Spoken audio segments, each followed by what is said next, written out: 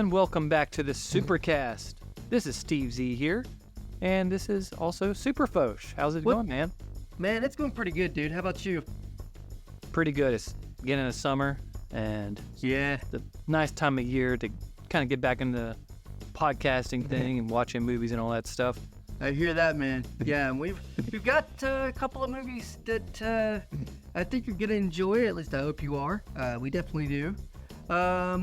But we just want to kind of welcome everybody into our show. If you're new here, thank you so much for joining us here on the Supercast. And if you like this episode, please leave us a like on our video on YouTube. And go ahead and subscribe to our channel if you would. And turn on notifications so that when we do come out with a new episode, you'll be the first to know about it. You can also follow us on X/Twitter at the Supercast with the Z, and chime in there. Very good commercial there, man. I tried my best, man. Awesome. I'm impressed. But we're starting off things a little bit differently today. Instead of getting to the main event, the main action, we're going to talk about, what's anything cool you've been watching lately, or anything, in my case, a video game you've been playing or something? Yeah. So I'll let you take the floor first, man. What's kind of big thing that you watched recently that's kind of cool? Well, about a week or so ago, maybe 2 by now, at least at the time of this recording, my wife and I are starting to watch a lot of the Disney animated films that started way back with Snow White, and then, up to our childhoods with Aladdin and Lion King and whatnot. And we are mostly going to go in order, but we decided to watch one that I had never even seen before. I knew about it. I've heard good things about it, but I've never sat down and watched it until the other day, and that is The Hunchback of Notre Dame, which was a pretty controversial choice back in the day, I think, because it's a pretty dark story in real life, and for whatever reason, I had just never watched it. And we had just gotten done doing Amadeus, and of course that stars Tom Hulce as Mozart, but he is actually a Quasimodo in this. And let me tell you, you can kind of hear it, at first you can't really recognize his voice, but then the more he talks, but especially when he sings, I was like, that's Tom. He puts in a fantastic performance, and that's no surprise there. But man, there's so many good performances. But the thing that really got me, the thing that just blew me away about this film, was the music. And I shouldn't have been surprised, because Disney's pretty good about, their musicals and whatnot. But oh man, they had this one song, I can't remember what it was, but it was like an old church choir, and it just is very haunting music, very haunting score at times, because, very gothic, I guess? Yeah, gothic. That's what I was trying to think of. Thank you very much. A very gothic sound. And so, I just really, really liked it. Like I said, great performances all around. Demi Moore, I thought it was kind of sad, but Demi Moore was the voice of Esmeralda.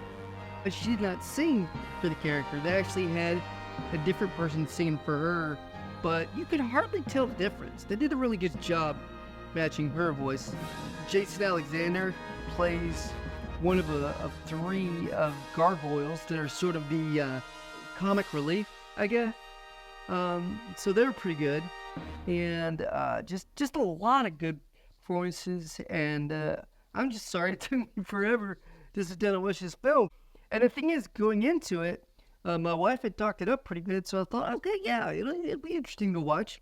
But man, it just blew me away. I hadn't even talked about the animation. The animation, especially for that time period, because you're talking, mid-1990s? Just an incredible piece of animation there. And so if you guys haven't seen Hunchback of Notre Dame and you've been on the fence like I had been, go ahead and do yourself a favor and give it a watch, man. Have you seen that film? No, because it did come out after Lion King, and that was about the time where I started growing out of the whole Disney thing. Sure. I mean, I never was big into it. I mean, right. You and I both, we never really watched kids' movies a ton. No. We kind of varied up our diets a lot. We did. But yeah, that came out, and I was like, I'm not going to go watch that. That looks stupid. Yeah. Because yeah, I don't know. It's just something about it. The vibe of it just didn't seem like be something I would be interested into. And I guess I was just like, this is a kid's movie because, like I said, I think the last kids movie I went and saw in the theater at that point was like Toy Story. Yeah. And even that, I was just kind of like, okay, yeah, that's the first computer-aided movie. But other than that, it didn't really click with me. I guess that's just kind of the phase I was going through at the time. And yeah, I really hadn't wanted to see it, but you kind of won me over with the whole darkness thing because that's what I was thinking about the story. I'm like, how do you make that into a Disney movie? Right. And it seems like whenever they lean into that, that's when they're at their best. Yeah. Like Disney, when they go dark, Yeah.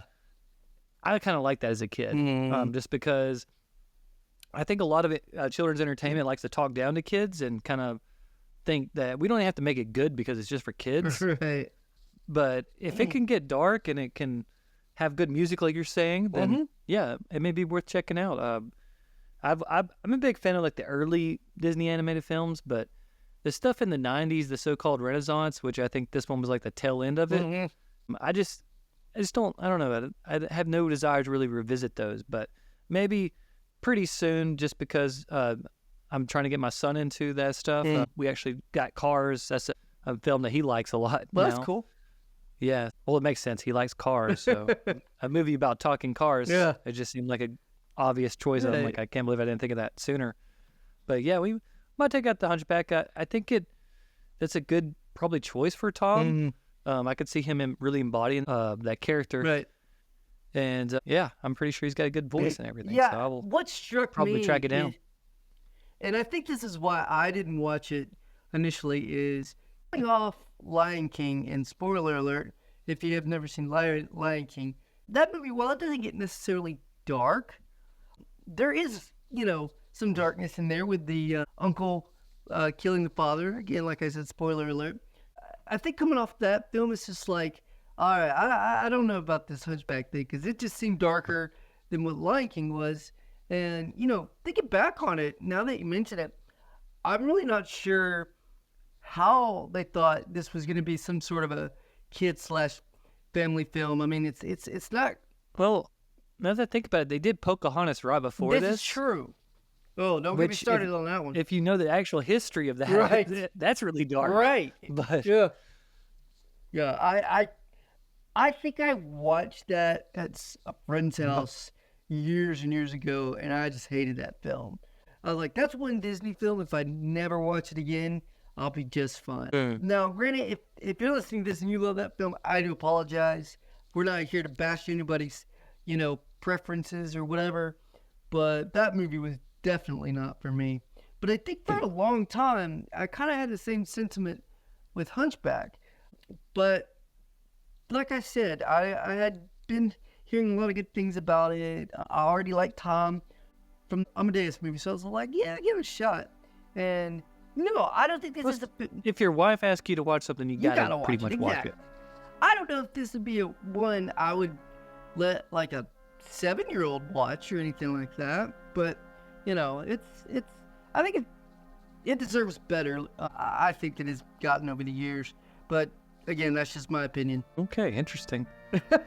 What about you, man? So mine is totally different, because normally I would be talking about some great film that I watched recently, or some like thing that I revisited and rediscovered. But for me, it's kind of weird. Like 2 nights ago, I finally got in the mood to play a video game, and this is kind of rare for me, because like you could probably add up as much as I played in the past 2 days, and it will equal what I played this whole 2025 year. I just don't play video games. I don't have time for it. Sure. And I just don't want to, when it comes to me, my favorite types of games are RPGs, and I just don't want to commit that time and that sort of brain focus to it. But it's kind of weird. Like, ever since the Celtics got eliminated from the playoffs, I'm just like, I have no desire to like even think about basketball. So no 2K for me. So I was just looking around, thinking about it, and then I was like, you know what? I haven't played Final Fantasy VII in a few years. So I got it out. Actually, I don't have to get it out. It's actually one of the few games I own just digitally. And started playing it and got immersed. These old school RPGs really just speak to me in a weird way, because like you have to use your imagination a lot, because the character sprites are not the most advanced, and even the cutscenes, I'll put that in parentheses there, they're not that detailed. Yeah. So you have to use your imagination, and a lot of it's just text-based. You have to imagine the voice of the character. You have to imagine what they're saying and stuff. But I really like that, because to me it's like reading a book. Sure. Because we got the story there, but we have to kind of fill in the details, the stuff around it. The animation, yes, it's definitely not for everybody. But for me, it kind of works for me, because I imagine, I don't know, in my head I can kind of reimagine what this is supposed to look like. And I just got totally immersed into it. I love the storytelling of Final Fantasy VII, and even just the grinding level stuff that all RPG nerds are into. Yeah, that kind of just got back into me. I almost got obsessive the first night I was playing. I was like, I gotta keep leveling. And then I was like, no, it's time to go to sleep. Yeah. But gonna continue playing Final Fantasy VII. Probably finish it again. How long has it been since you played that game? It's been at least 6 years or so. Because I got it when I first got my PS4, and actually I guess it wasn't as soon as I got it, but it was a random birthday thing, and I played it to a certain point, but then I think I started teaching again, so I stopped playing it. I mean, I played the remake on the PS4 a few years ago, but that one just doesn't work for me as much. Because I thought about maybe I'll try that again, and then I was like, nah, I just don't like that style of gameplay. This is a classic JRPGs. Is kind of what I'm all about. Yeah, I hear that. Yeah, you and my wife have something in common, and that is that you guys love these kinds of games.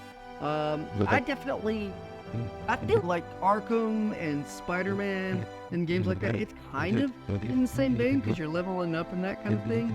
So I feel like, if at least loosely, it's a lot like that. Or would you argue that? Well, I see what you're saying, and I think the actual gameplay's kind of akin. Yeah. Granted, Spider-Man, Batman's like a lot more involved. You have to like move your character around a lot and stuff. But to me, like I was saying, that what appeals to me about this game is how the graphics are just not great at all. You have to like do a lot of the work with your imagination, and that's kind of what brought me in on this. I was just like, oh yeah, this is awesome. This is a little bit of nostalgia, yes, but same time.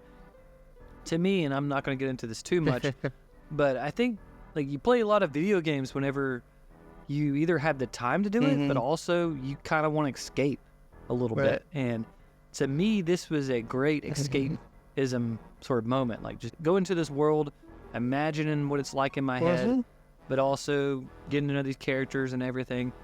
That's kind of what appealed to me on this thing. And I think with Spider-Man and Batman, I don't think I would feel the same thing. I would just be like, okay, this is great. I'm living sort of vicariously through Spider-Man, which is cool. But it's just a different sort of narrative experience, I think, just because it's all on the screen and you're just kind of reacting to it, as opposed to you're kind of part of it. You're like sort of adding your imagination, like I keep saying. Well, it's funny because like all these games, like Spider-Man, Batman, and countless others that come out now, are almost like you're playing a mini movie kind of thing. There's a lot of production value in these games now that are opposite to what you were talking about a minute ago with like having to use your imagination. I mean, they go all out nowadays with these graphics and the score of these games. I mean, like I said, it's like playing a movie, kind of thing. And it's a very immersive experience, and I think that's one of my favorite things about these games is you just put on headphones, you turn on your PlayStation, you just stand, you can waste 2 or 3 hours playing these games and not even know it's been that long. It feels like it's been like 30 minutes or so. That's one thing that it took me a while to really appreciate that, but man, I'll tell you what, if you find a good game like that, it's the best. Yeah, and I guess Final Fantasy VII is that. Go. And I definitely got lost in the world, and like I said, I was semi-obsessed for about 36 hours, but I think I'm on the mend now, because we're actually sitting down to record and about to talk about Mission Impossible. Oh boy. So. Operation. It was a decoy. I can understand you're very upset. You've never seen me very upset. This tape will self-destruct in 5 seconds. Yeah, so the reason why we're doing this, Yeah. obviously, is because the new one is in the theaters currently. It is. Dead Reckoning Part 2 is supposed to be the last one. What's your experience with like just the Mission Impossible series? Like, how do you rank it? How do you view it in your mind? You know, that's a very good question because I know, especially when this first one came out, which we're about to talk about, I knew it was a TV show.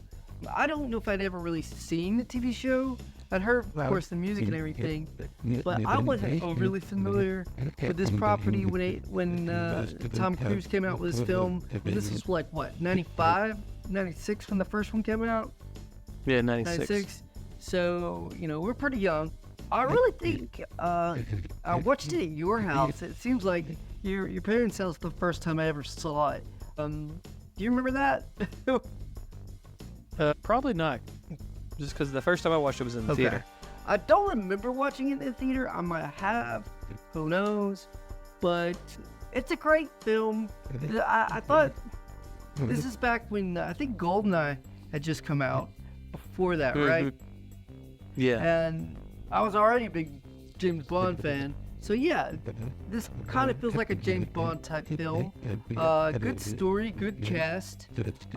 And I don't know, this first one was it's just so classic. Like there's nothing really outstanding. I mean, this series, as we'll talk about it, you know, gets bigger and bigger. But I think relatively, this first movie is nothing you would want to write home about. It's nothing too spectacular, you know, looking back on it. But still, a solid way to start the franchise. Yeah, so it did come out right after GoldenEye, and that's what kind of brought me to it, because I was getting into James Bond, obviously huge at the time, and I was like, okay, another spy movie. And this one, the trailer, I remember just being awesome, because I remember seeing the scene of him dangling on the rope, and I was like, I don't know the context of what's happening right now, but this looks awesome. This is spy stuff. And when I would just like play around at my dad's gym or something, I would always imagine myself doing that scene. I'm like, I don't know what's happening in this scene. Maybe he can't touch the ground because there's like a bunch of blades or something there. I don't know. But I was super hyped for this movie. And when I went and watched it, it was different than what I was expecting, because I was expecting this action spectacular, sort of like the Bond films were at the time. But I was amazed at this is just hardcore espionage. It's just a lot of twists and turns. You don't know what's going on. And as an 11-year-old, I was like, I really don't know what's going on. And it was only through, like, the more I watched it, the more I was like, okay, I really get the story, what's going on here, and the technology and everything. But I just loved it. And the series, for me, like, I kind of checked in and out over the years. As we'll talk about later, 2 kind of just made me totally out on it. 3, I kind of came back a little bit, but then when those others came out, I was like, oh, there's just going to be like 3. And then I kind of revisited those later. And those are, I'm going to just say the later Mission Impossibles are totally different than these first 2 that we're about to talk about. Yeah. I think it's kind of transitioned to more like just stunt-oriented. And yes, the second one has a lot of great stunts in it, but I think that these first 2 in particular was more about the direction and the story. And I don't know, that just speaks to me a lot more, so I'm glad to be talking about them. Yeah, definitely. And you brought that up about it being so different. And that's the thing I think about. Every time I see a trailer for a new Mission Impossible, I do think back to this first one and just find myself going, you know, obviously you want the series to progress, and you want things to kind of change so it doesn't get stale and that kind of thing, because you don't want the same film every single time. And I definitely respect that.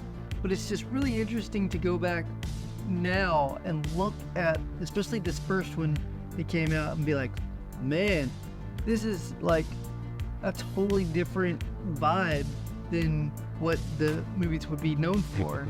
And as you mentioned, it kind of became more of a spectacle than sort of a story-driven thing. And I think for the most part, when all of that works, it works really, really well. But that's not always been the case. But I think it's a good time to go back to the beginning and just talk about what is a good spy film. Like when you think about these James Bond movies, and I'm talking about the whole series and everything, and those movies differ quite a lot because they've been going on forever, even longer than the Mission Impossible series. So they had to develop a little bit. But in developing these films to go from, this bare bones thing to what we got now, are you pretty happy with that? Or would you rather them be more like what we're about to talk about with this first one?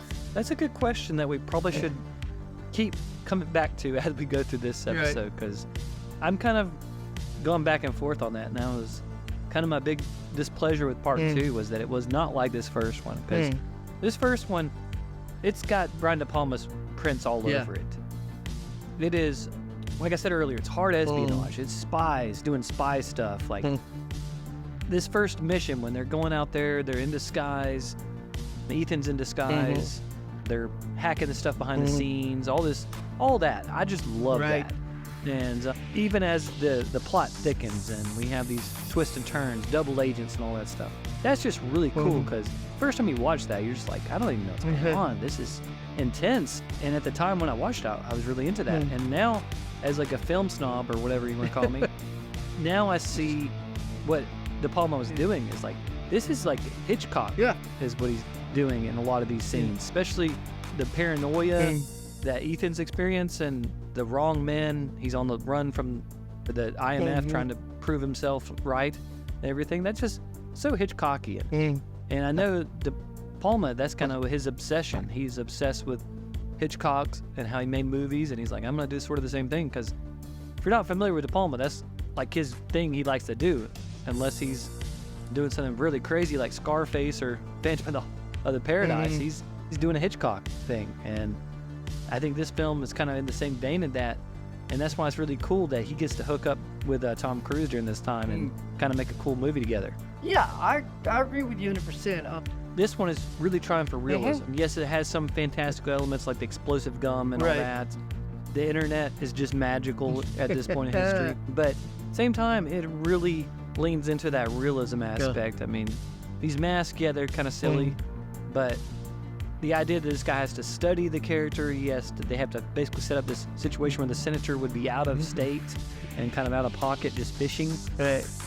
Just all those little details that they kind of overlook in the later films, where they're just kind of like, who cares? Let's just have Tom jump off the side of a building or something. This one, totally different. And I mean, there are only like 2 gunshots in the whole movie, I think. And it's really crazy experience, because when you first sit down to watch this one, you're introduced to this IMF team, and for me, this is what kind of jumped out at me this time was, I really like all these guys. Like, you can tell that they've been on missions together. They have some good camaraderie. They're ripping into each other. They're insulting Claire's coffee. It's just like, oh man, this is a great little like family sort of team atmosphere. And then going back to Hitchcock here, they pull the Janet Leigh thing, where this whole team just gets killed. And man, it's just crazy. I mean, I should have said spoiler alert for all that, but this movie did come out in 1996. But yeah, that's intense. So just this whole first part of the movie, what are your thoughts? You're hooked. At least I was. I think it's really interesting because, like you said, it shows this camaraderie between these guys. They're all likable. Obviously, they're played by people that you would like. Emilio Estevez, of course, Tom Cruise, John Voight, and all of that. And as you said a minute ago, if you're watching this for the first time, you're a little bit confused. You're a little bit turned around, like, what's going on here? Because it looks like that the organization is just like turning on everybody and getting everybody killed. And I think even Tom Cruise's character was supposed to die as well, but he escapes. And now we have our film, and he's got to figure out why this happened, who's doing this, and it's a pretty complex plot. That's something that I guess I just didn't remember, is kind of how complex the plot is, and it's in terms of the story. But watching it now, I was like, yeah, this is a really, really tight film. So we talked about the less action scenes in this film as opposed to what would come later. But as far as how the story progresses and how you get little by little what the real story is behind what's going on, I was into it. Like, it's like this is top. You don't see movies quite like that anymore. Yeah, and it's just classic spy stuff. A story that kind of pulls you in because it looks like their mission's working out pretty well at first. It's like you're following along, you know what this knock list is. He's like, oh, that's bad. We don't want that to get out in the open. And then the mission goes awry. And in addition to that, the head guy that set this whole thing up, Jim Phelps, he's dead too. Everybody's dead. And that's my favorite, actually, as we segue to Tom Cruise and his performance. My favorite piece of acting in this whole film is when he's in that phone booth and he's telling Kittredge, they're dead. They're all dead. He's so good at that scene. And even in the scenes that are after it, you see the weight of this, that this man, his whole team is dead. And now he's being accused of being the guy that did it. I mean, that whole bar scene with the aquariums. And just great acting. And even the scene where he's having to track down this mystery and how little things like, let's take the light bulbs out of the thing so we can hear the glass cracking and things like that. They went through the trouble of like writing good stuff in here, but also giving Tom a lot to really go with. And we get to see a pretty nice performance from him. I like that he gets kind of create this character of Ethan Hunt that now we've known for like nearly 30 years, but at the time, he's just the made-up guy that, he's going to be on the IMF team, and he kind of rose above the team. And you're kind of drawn to him originally, but at the same time, you could tell he was a team player, but he just kind of had to become the number one guy, sort of, in this one. Yeah, he's definitely the number one guy in the group. Everybody respects him. Everybody gets along.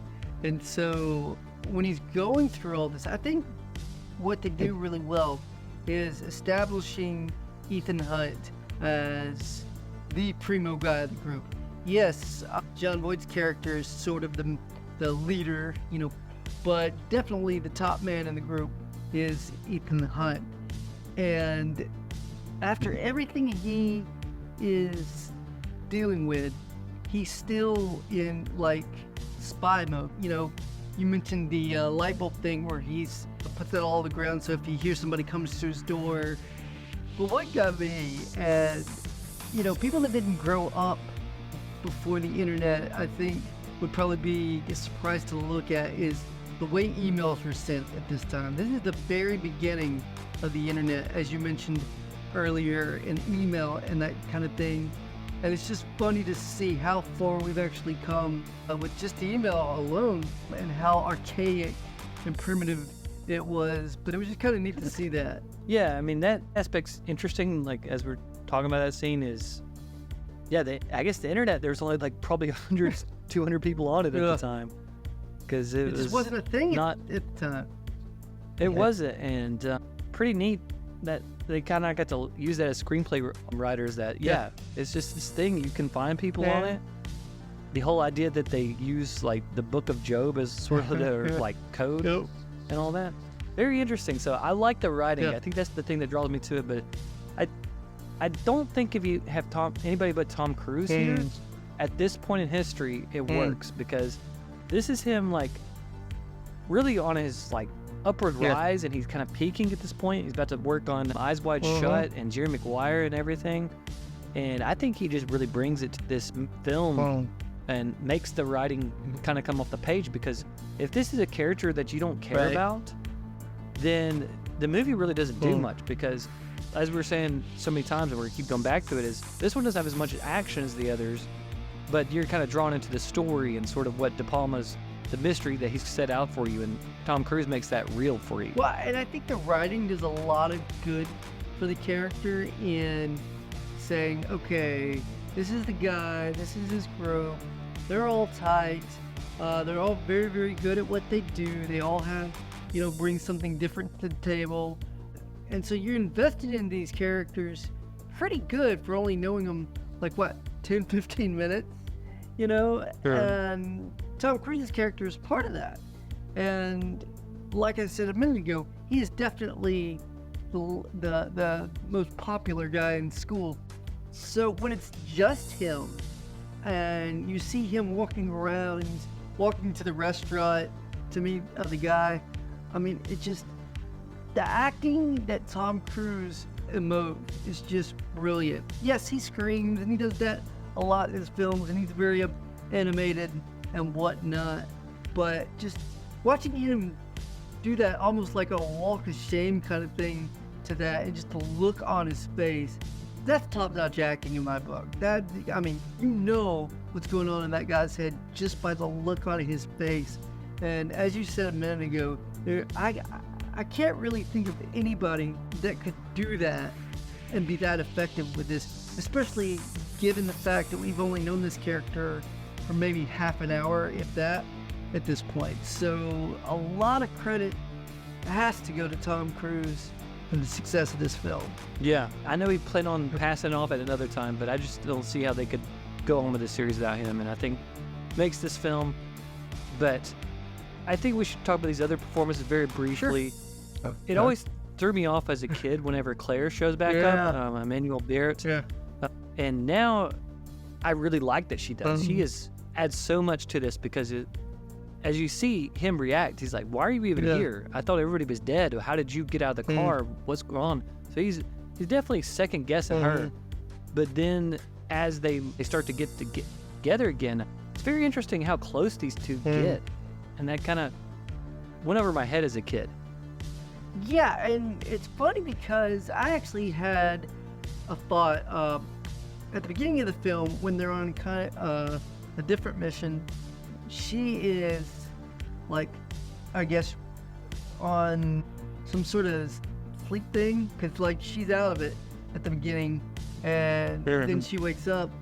But there's this moment right when she wakes up that Ethan and her are sharing, and I'm not going to say it's like a romantic thing, but it could almost be construed as some sort of a romantic connection a little bit, with his hands on her face, and it almost seems like there's something going on there, and it's almost like John Voight's character knows it, like he understands these two have something. At least that's just what I've always thought about that. Yeah, I totally agree. Like that went over my head as a kid. Like I'm saying, like they're supposed to be just team members, and she's also married to Jim Phelps, so it's kind of awkward. But it also seems like, as you're saying, it's like this is in the text the whole time. And once again, spoiler: John Voight as Jim Phelps, the ultimate mole and backstabber, is using his wife to manipulate Ethan a little bit and kind of do that. So I really like that writing and how that really clicks for me nowadays. Is like, man, like he knew to use this woman, his own wife, to get at this guy, and that's just kind of makes him more of a dirtbag, but also just deepens the plot and everything that is going on in the film. So she's great, and I guess we'll get back to John here in a second, but gotta talk about these two other guys that just gotta get brought in for the big Langley heist, which we will definitely talk about. But Jean Reno as Krieger and Ving Rhames as Luther. These guys, I mean, like, first off, whenever this film first came out, I was like, what is a hacker? I didn't even know what that was. And then I'm kind of introduced to Ving Rhames, this big guy. I'm like, why do you just sit behind a computer? It kind of went over my head. What do you think about Ving Rhames? And I guess we'll get into Jean Reno in a second. I read something or heard something the other day about Ving Rhames' character and how they wanted to portray a hacker that looked more like a wrestler, stuntman, or something. And Ving Rhames definitely does not, look like the traditional nerdy guy behind a computer hacker guy. He is definitely the opposite. But oh my gosh, he just brings so much to the table with his character. I think anybody else that tries to play this character like him would fail, but just something about Ving Rhames' approach to this it's just amazing. Like, he's a very vital part to this film, at least for my money, and I enjoy his performance a lot. Yeah, he's got a good physical presence, obviously, but also I think it's just a less is more thing. I think he doesn't have to overact. He just is him. And I think it's really cool, once again, going back to the writing, that this is the one guy in the team, not Claire, but it's Luther that Ethan trusts with the knock list. He's like, I'm going to give you hold on to. So it just shows you this is just a good dude. And I guess that's why they brought him back for all the other movies. Is Luther and Ethan are the only two characters in all Mission Impossible, because Ving Rhames is just the man. But this other guy's a rat. And I like Jean Reno in pretty much everything I've ever seen him in. Especially at this point, he was kind of like right in a heyday of he just done The Professional, and then he did this film, and is about to do his magnum opus, Godzilla, 1998. Man, don't forget Godzilla, dude. Yeah, but this guy, I think he does well with what he's given. Yeah. He's just the typical sort of guy that we bring him in, he's skilled, but should we really trust him? That guy. I think his performance is extremely believable. I think he's a well thought out character.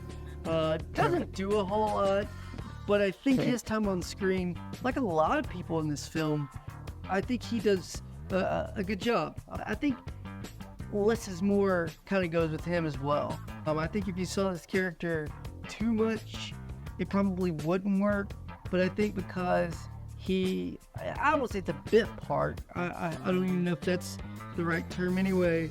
But the fact that he is not a major player in this, I think makes this character work really well in the context of the entire story. Yeah, I mean, because when you watch it the second, third, fourth time, you know he's a traitor, so you kind of dislike him more. But I disliked him this time watching it because the whole time they're in that Langley heist, I'm like, dude, this is your one job, and you're sucking at it right now. Like, he is sitting there holding that rope forever. As the guy's opening the door, I'm like, why are you not pulling him up right now? What are you doing? Like, that whole part with the sweat that's dripping off Ethan's face. Oh my gosh. Yeah.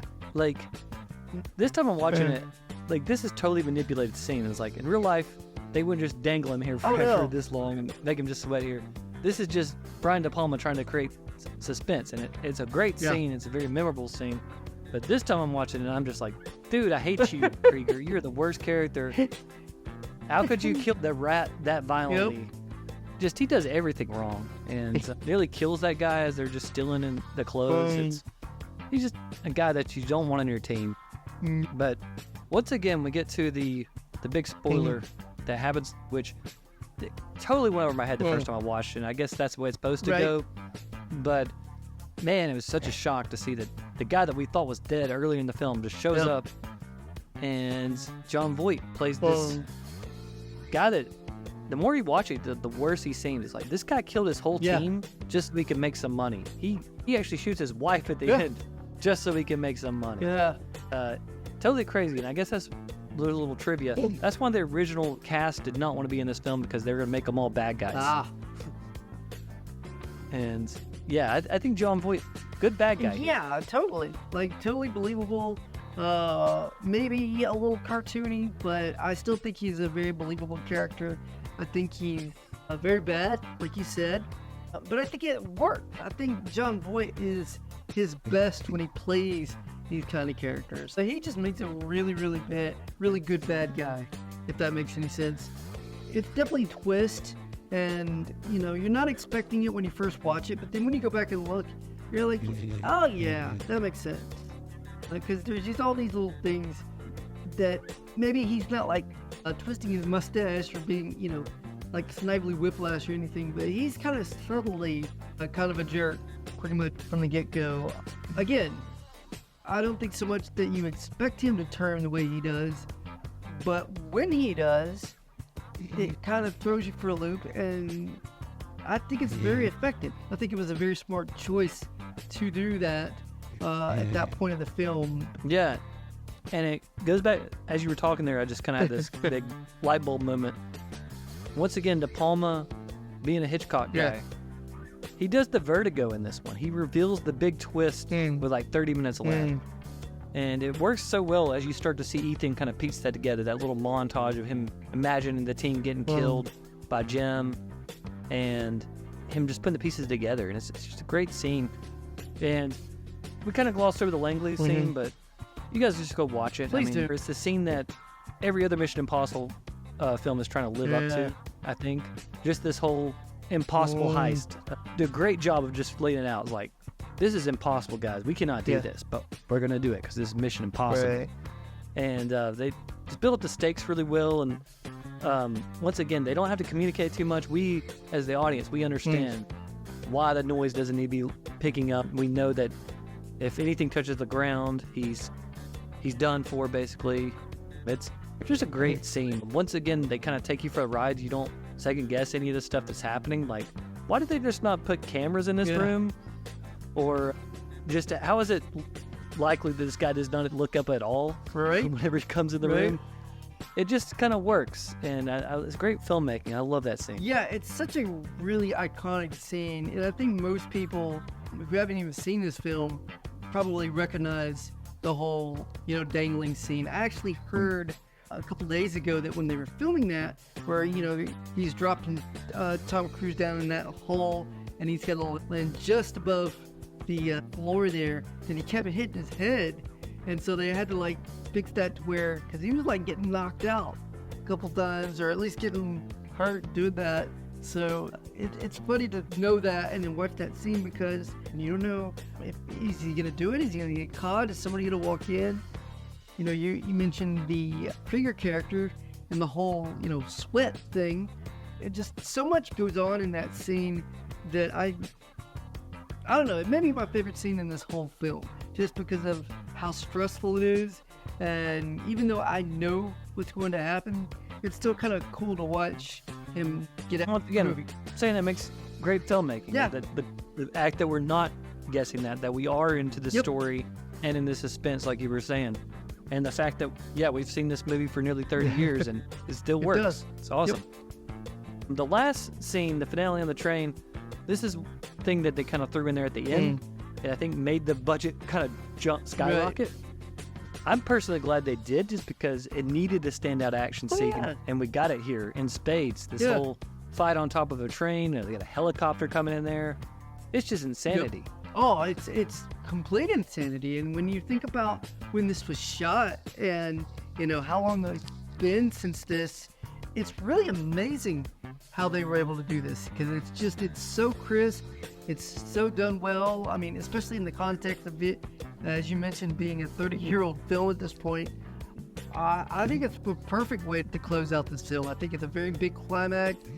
You're looking for something to kind of send the audience home with, so to speak. And man, it's an incredible scene, sure. Yeah, it's great because, yes, they're not actually doing this helicopter going through this tunnel and everything, and we can definitely tell there's a green screen aspects and all that. At the same time, there's enough practical stuff happening there that it makes you feel tangible. It makes you feel like this is happening, that the wind is real, that everything seems to be happening like he's on a train.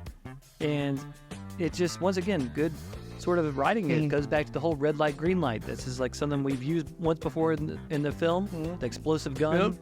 And now here it is to take out the bad guy right at the end. It's great. Oh, yeah. And I love how things come back around. And if you're paying attention, you're like, oh, I remember that that kind of thing. The writing in this film, and I think that's one thing that surprised me going back and watching this film, all these years later, is how the writing is just so expertly crafted that it kind of gives you clues about stuff, or maybe shows you stuff, and then it'll come back to it. And so if you're paying attention, you're like, oh, I know what that was. I get that. And so it kind of makes you, the audience member, really invested in what they're trying to do with this plot. It's, as we said, it's a simple film compared maybe to the ones that would come later and all the other action scenes. But I think where it's simple in the action and all the physical stuff, there's so much just things happening under the table, so to speak, that keep you invested and keep you wondering. And so when they drop bombs with the John Boyd character or whatever, it's brilliant. I mean, I was so surprised, I guess is the best word, to see how really good the writing of this film really truly was, especially at that point. Yeah, well, I guess it makes sense. I mean, not only did Palma help write the script, but it has Robert Towne on here, who's highly regarded as one of the best screenplay writers that ever lived. Author of Chinatown. One of our favorites. Yeah, he's awesome, and we see him doing his stuff here, and he even shows up in part 2. Spoiler. But one thing I did not put in our script that I had to bring up here is not only did the directors change nearly every movie, but the composers change nearly every movie. And this one, this is a great Danny Elfman score. I agree. It's really good because he definitely dabbles in that whole Hitchcockian sort of sound. but he also makes it sort of 90-ish at times, but he also gets back to the whole Mission Impossible theme. It's got a lot of energy, and the times it needs energy, and it's got suspense, but it needs suspense, and sometimes you don't even notice it, and that's what a good score is supposed to do. I think that's it. It's not extremely memorable or anything like that, but I think when you listen to it in context, and as you said, it's Danny Elfman, and that's pretty obvious almost from the beginning. He's got a very specific style in his music that I think really works surprisingly well for a movie like this, because we know him from Batman, Beetlejuice, and all these kind of dark things, and this is sort of like a mainstream type thing, and yeah, he still puts his little spin on it, and as you said, it's not overly memorable, but it really does serve the kind of the aesthetic of what the film is trying to be. Definitely. Any last thoughts about Mission Impossible before we head on to part 2? Oh man, this one was a whole lot more fun than I remember. I'm glad that we got the opportunity to sit down and watch this and just really soak it in and really see where all this craziness began, and how, comparatively anyway, how simple it was at the start, and then it just gets crazier and crazier from there. Yeah, I mean, it's crazy up to 11 in part 2. Oh yeah. But yeah, I love this film. It's definitely, it's kind of like a fine wine. It just gets better and better, especially the more you understand like film history and Brian De Palma and all that.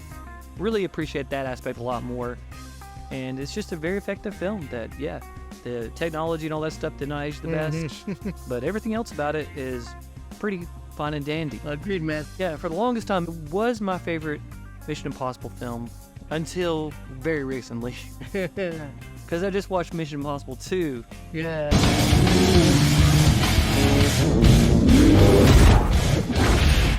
You gotta be kidding. And man, like, this is insane. I've never had a bigger 180 on a film in history. Yeah. Because, like, I know you went from kind of liking Kill Bill to really loving it. Yeah. This went from, I hated this film when I watched it in the theater, Yeah. to now I'm like, what was I thinking? So Mission Impossible 2 is definitely not everybody's cup of tea. Right. It is the film that I keep seeing on everybody's least favorite of the series list. They just don't like it, and I was right there with them. I remember watching this in the theater and being so excited about it because the marketing was insane. Had all these music videos and all that. And then I was watching it and just was like, what happened to this series? It went from this cerebral, serious espionage series to, what are we doing now? We got a guy riding around on the back of a motorcycle, like it's a horse or something, jousting with this other guy. It just was insanity to me, and I just did not get it. But now, like I said, I really like this film. Can't wait to talk about it. Yeah, I did like this film a lot as a kid. I don't know, it was exciting, it was fun. I think what hurt this film, obviously we have to compare it to the first one because that's what you do, but I think what hurts this film for most people is maybe the lack of story in this film. I feel like this is where they kind of start going into the let's do more action and less story. There is a story, don't get me wrong, there is a story, but I just don't think it really is as important to the whole film as the first one was. Yeah, I agree with you, and that's kind of as I've learned how they write these movies now. Yeah. Is they basically have a few scenes, and I liked how the Christopher McQuarrie was describing how he makes the script. Is basically he's got a puzzle that he's putting together upside down. So he knows these pieces are there, and he just has to figure out how the story works in there. That basically they have these set pieces, these action sequences they want to do, and then they make up the story around it. And that's what they did with this film. And at the time, I could tell. I was like, this is stupid. How did we go from this, like I said earlier, like this film with all these double crosses and all that, to this? So I did not like it. And this is one of those cases where you kind of have to watch this one separate of the whole series to enjoy it. Right. Ethan is just a totally different character in this film. Tom Cruise, the way he plays this character, is a totally different person. And that's going to be very jarring. I mean, not only from his look the first time you see it, Right. but just the way he's acting. And I think that's kind of like throws people off a lot. But I think it's one of those things, sort of like we were talking about with Moonraker before. If you realize that Bond's going to go in space, then you can just roll with that. Yeah. If you just realize that this is a crazy John Woo film Yeah. with Tom Cruise in it doing sort of bicycle kicks and random somersaults while he's shooting guns, Right. then if you can roll with that, then you'll really like this film. Yeah. So, but I just want to go ahead and ask, and just get right to it. Is there a specific thing about this film that turns you? Like, do you want to get into that yet, or you know, wait a minute to kind of explain what made you change your mind? That's what I'm going to tell to the rest of this review is just how awesome this film is. And I guess it starts with John Woo. Just how the first film is obviously a Brian De Palma film. This is obviously a John Woo film. Right. And at the time when this film came out, I'd seen Broken Arrow, I'd seen Face Off and all that. I hadn't really seen any of his Hong Kong stuff. But now that I've seen his Hong Kong stuff, I definitely appreciate it more. And I love it how he kind of goes into that a lot in this film. Like, he's like, oh, you know, I like slow motion in my movies. Guess what? You're about to get a lot of slow motion. Oh, yeah. It's like, you know that we just got random gung fu in the film. Guess what? Ethan Hunt does gung fu in this film.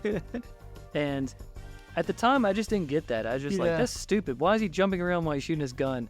Now I'm just like, that is so cool. Way to go, John Woo. Good acting.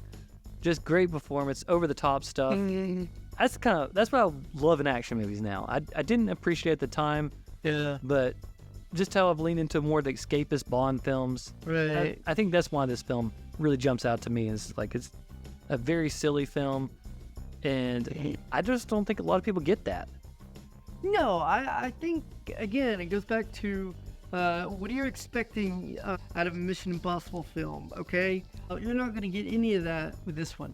If you are thinking you're going to get a carbon copy of what the first one did, no, this is not going to be just a rehashing. This is definitely going to be more action-oriented, and you mentioned the slow, which I love slow motion. When you can pull off slow motion scenes really well, especially in a movie like this, oh man, that's amazing to me. And I think that's something that I really like about this film. It's just those scenes, because you're just, I don't know, it just excites me. I can't even explain it.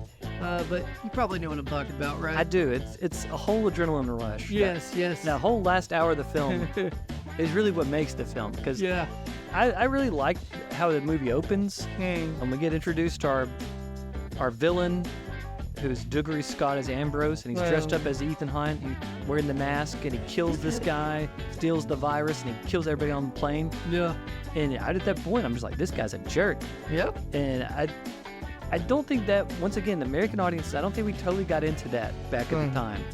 Because I remember being like shocked by that. Right. But now that I see sort of the Hong Kong lineage to John Woo, obviously, that's what like those guys do in those movies. They're just jerks. They're just going to shoot a whole family if they have to. They're going to do whatever.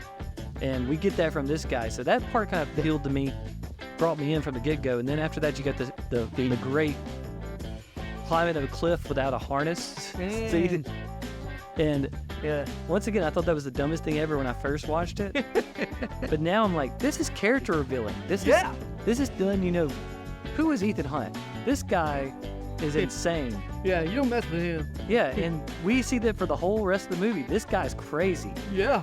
Yeah, he's good at what he does, but I mean, that's what I love about it. Is just that little bit of communication right there. Is like, this guy's crazy.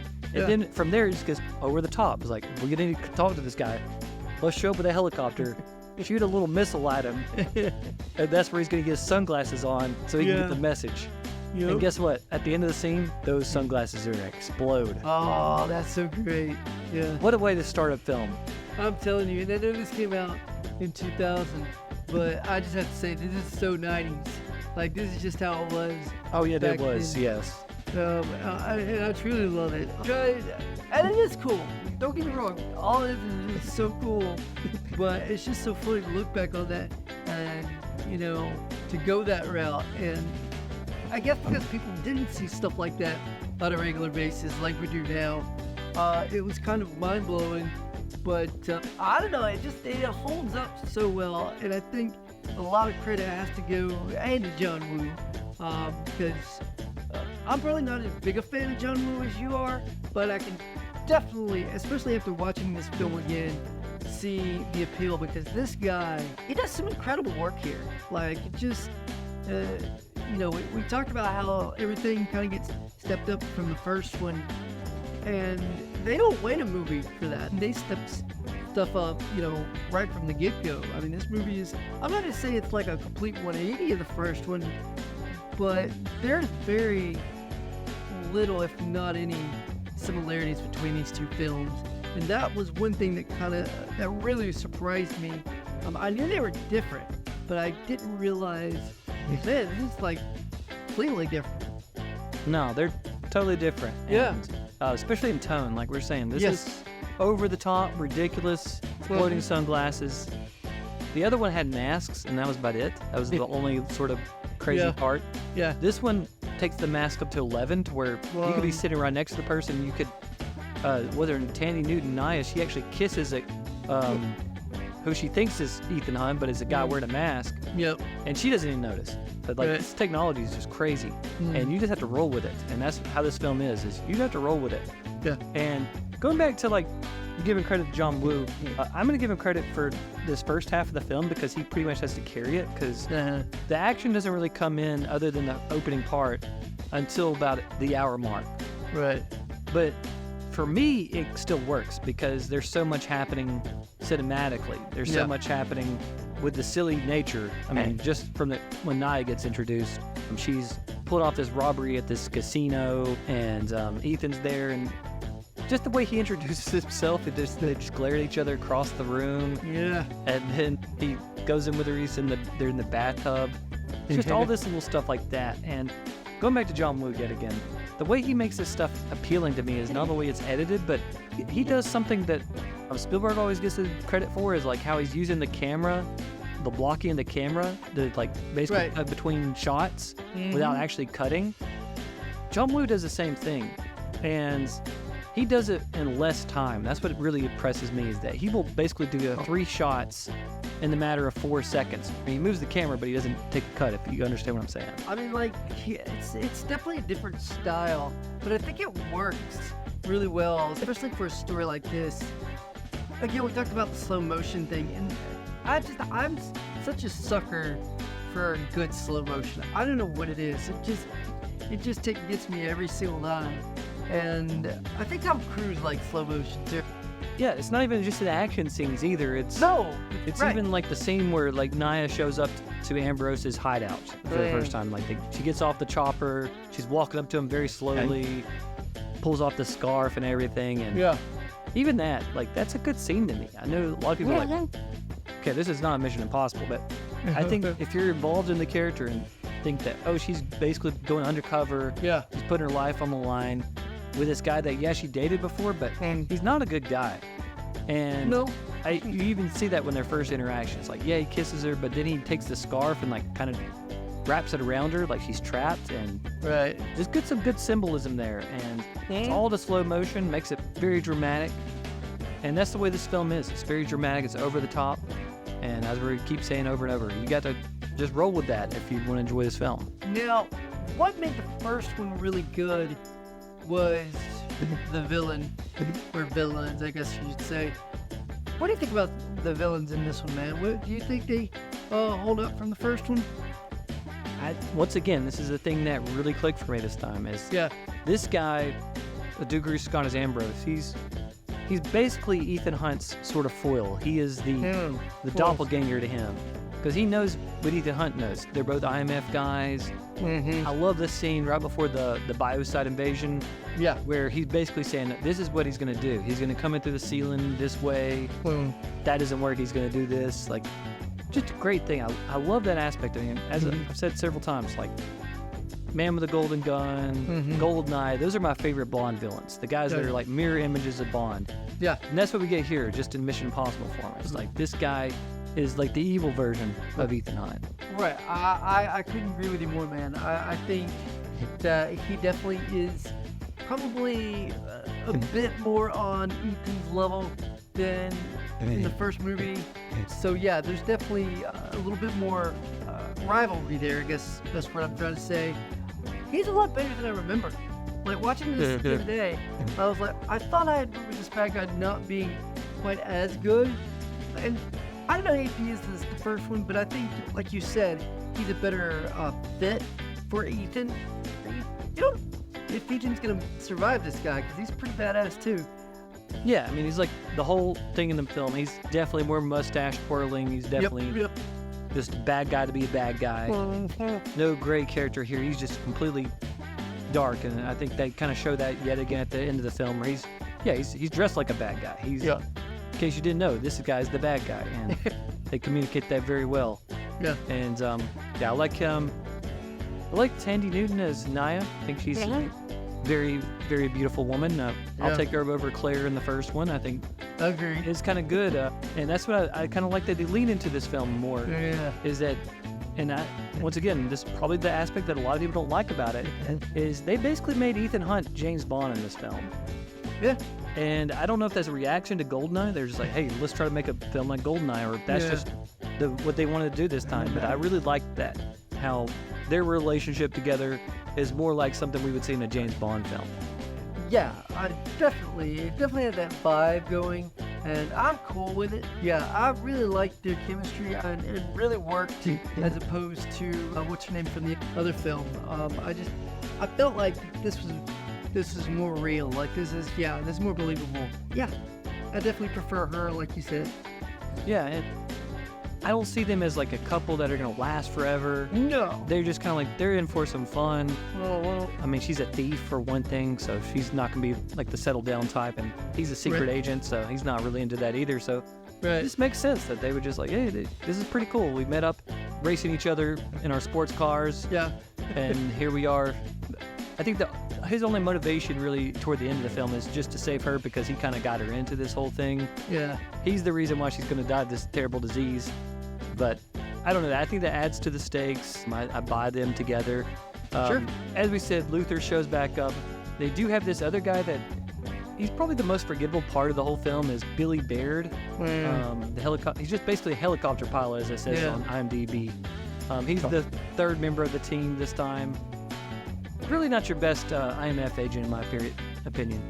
Yeah, I didn't even remember this character. Like, I remember the Big Brains character, and of course, Ambrose. I did not remember this guy.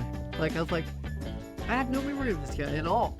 Not terrible, maybe not the worst character ever, but pretty forgetful anyway. Yeah, I mean, he's just there to do what he does. He drives the helicopter and he does a few jokes here and there. I guess they also just needed another Australian in this film, because if you didn't catch it, this film is a very Australian Mission Impossible film. It is. I mean, our bad guy, he's Australian. His goons are. This random helicopter guy is. Most of the film shot in Australia. Very Australian film. I guess it was cheaper to shoot there. Suppose so. But let's get into the fun stuff. Let's do it. So, best scene of the film almost, other than, you could argue, the finale. This invasion scene that happens about halfway through. They have to get into this biocide place, destroy the virus and all that. It's about 10 to 15 minutes of just really cool action. Oh, I love it. Everything's building up to it. The thing that sticks out to me, not only the way it's shot, but man, I'm not the biggest Hans Zimmer fan. But I really love his score in this sequence. Especially as it gets more dramatic toward the end, as Tandy's character injects herself with the virus and Ethan has to make his escape. I really love the music in this part of the film. I had no idea that he did the music for this until I rewatched it for this review. He's had a lot of good scores. Obviously, Lion King he did, Man of Steel. So I'm quite the fan of Mr. Zimmer, and I think his style worked really well with this film. I think it's a step. I think that might be even something else that I like better in this film than I did the first one is the score. I think the score is just a little bit better in this film. Not that the first film's score is bad, but I do think this one's a step up. I feel like this one's just a little bit more exciting, I guess. I don't know. But it really helps to add to this to this plot, and props to Mr. Zimmer for sure. Yeah, it's awesome. This whole sequence, like I said, the 10-15 minutes part. I mean, because a lot of people see you checking out before you get to this scene, but once you get here, it's really cool. And it is. Once again, I guess I would just hate watching the film when I was watching it the first time I watched it, and it kind of just didn't work for me. But now I'm just like, this is brilliant filmmaking. I really like it. The Zimmer score, like I said, it's probably not for everybody because it's definitely sounds like late 90s, early 2000s, but it fits the film so well. And great electronic stuff being brought in there with your practical instruments. It's really good score, and love this scene. Oh, totally agree, man. Then we get basically the last 30 minutes of the film is nothing but action. Ethan Hunt has to invade this base, take out the bad guys, get the stuff, and get out of there. And it's just awesome. I love this part where he's sneaking in, taking out guys in craziest ways. So exciting. Like, you're in there with him, and they do a really good job of really kind of putting you in Ethan's shoes, so to speak, and just watching him do his thing. And just Tom Cruise is just so good at this type of stuff. And the way the scene is constructed, it's just a whole lot of fun, and you're just rooting for him. You're just like, yeah, go, man. It's peak late 90s, early 2000s action awesomeness, in my opinion. Yeah, and that's why we're watching these movies, is for that escapism. Yeah. We want to feel like we are Ethan Hunt, that living in his shoes, jumping around, taking guys out. Yes, it's ridiculous, but that's okay. I'm cool with that.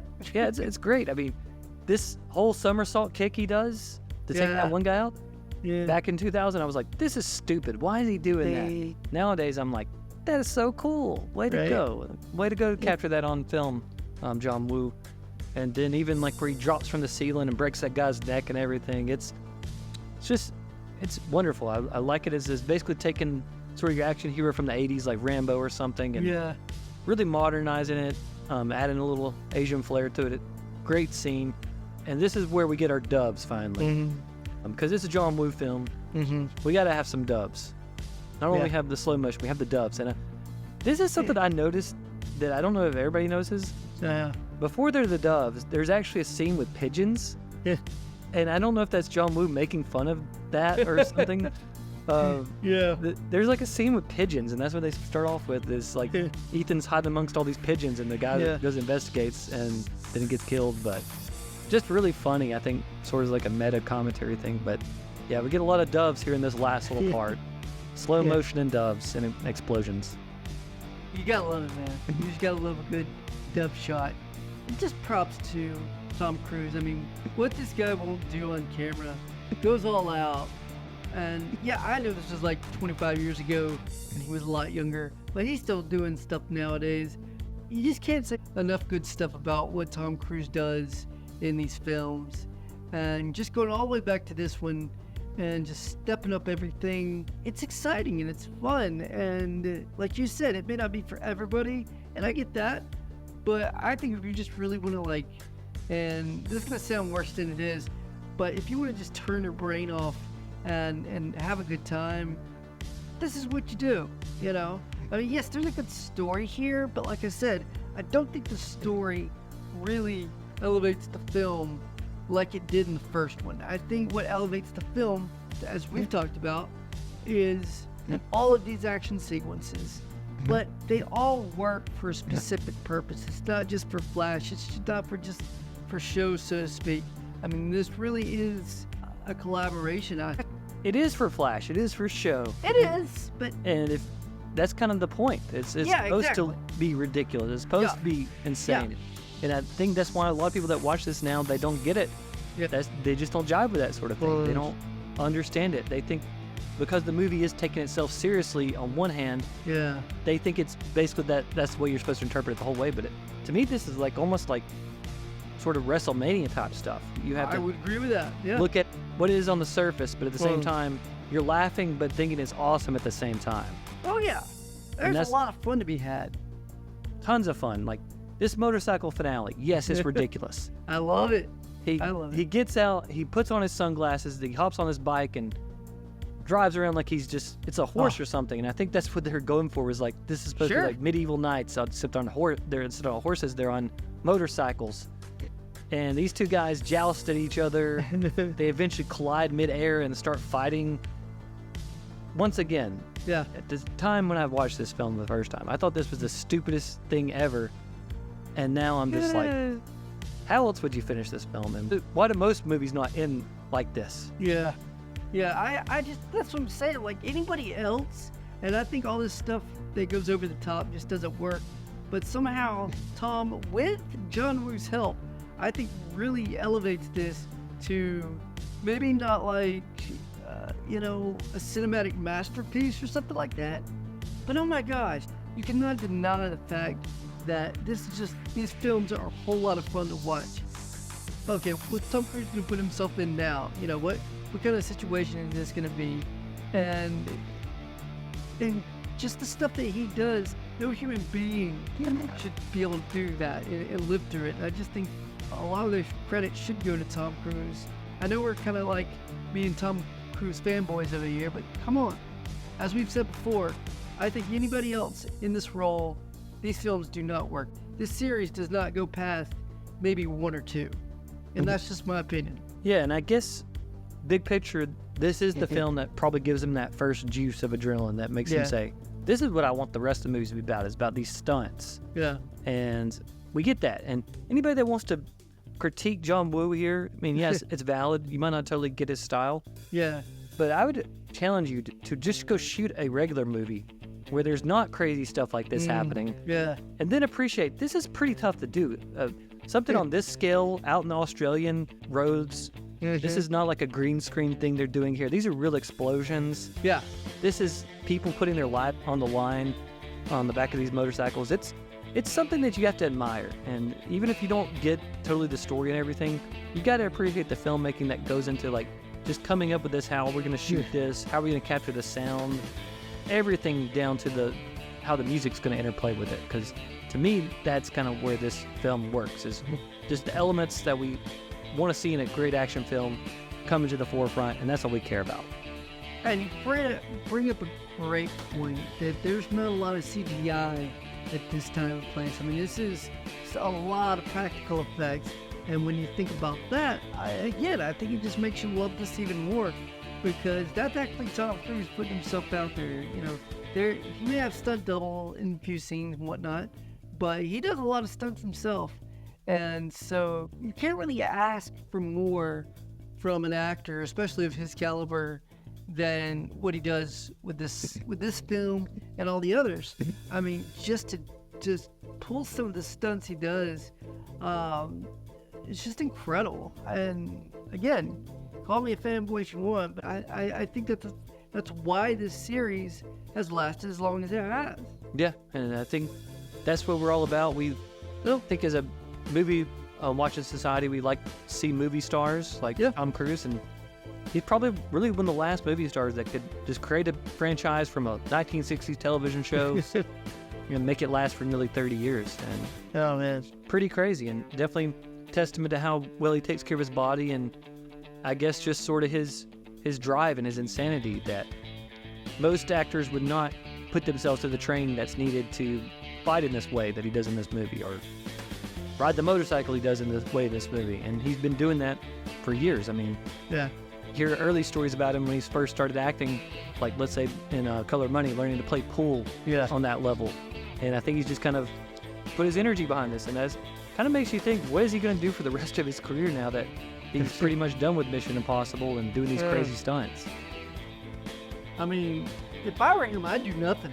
I think he'd be fine. I mean, he has given us just a catalog of just awesome performances, both action and dramatic. So, if I was him, I'd just be like, okay, peace out. I've done my thing. Because you don't want to sympathize too much, especially as old as he's getting now. Like, you're not that plucky 30-something-year-old dude anymore. But just tremendous talent. And, and this series does go in some different places, and there's a couple films that are better than others. While they're different from each other, I still feel like these first two films really put the series on the map, and maybe even more so this one, just because of how mainstream it was and just how action-oriented it is. And, you know, if you're fans like we are, then you just can't get enough of it. This movie definitely is a little bit more exciting from an action standpoint.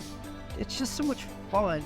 And I think sometimes we forget that's what movies are supposed to be. They're supposed to be fun.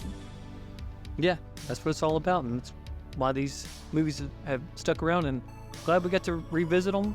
Definitely got a deeper appreciation, and definitely excited about Mission Impossible 2 now. Like I said, this is the film that biggest 180 I've ever had. Bought it on 4K, watched it again. It's just a spectacular film, and I like the first one too, and probably go watch the last one in the theater very soon. And but until then, we do have other stuff planned. Speaking though of action films, man, there's another action film series that has begun a few years ago that I know you and I are huge fans of, and that is of course John Wick. And if you don't know who John Wick is, where have you been for the last few years? Yeah, I think it's a good segue because it's going to borrow a lot from Mission Impossible, obviously, but also just John Woo. There is no John Wick if there's no Hard Boiled. Let's just say that. It's going to be fun to talk about those movies, revisit them. We did it a few years ago, but those episodes, not our favorite. No, we can do better than that. So we're trying to do the remastered edition, come out with those at the beginning of the summer, so stay tuned.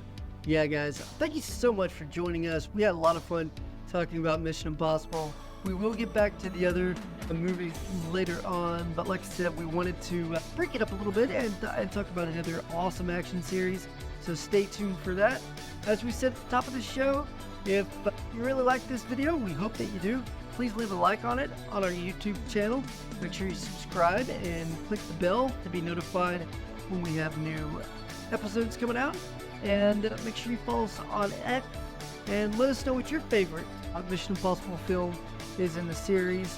We'd love to hear from you. For my buddy Steve Z, I am the Super Foch. Again, thanks for joining us, and we'll see you next time on the Supercast.